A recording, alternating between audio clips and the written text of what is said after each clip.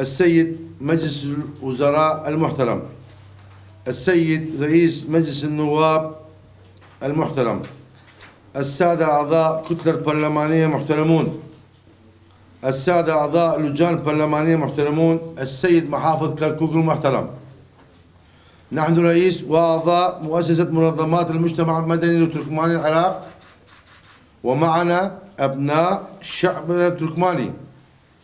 نناشدكم من منطلق الاعتزاز بالانتماء الوطني الصادق لأرض العراق الواحد الموحد،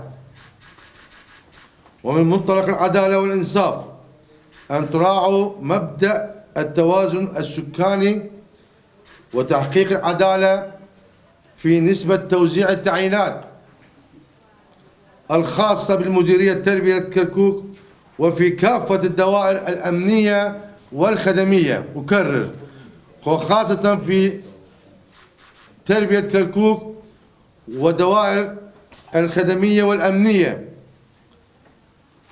وبدون استثناء، ومنع تعيين أبناء محافظات أخرى إلا بعد سد الحاجة من أبناء المحافظة، ومراعاة التنويع المكوناتي لمحافظات الكركوك وفق نسبة 32%، وذلك لخصوصية المحافظة ولخصوصية الوضع الراهن، وبما يؤمن مبدأ العدالة والإنصاف.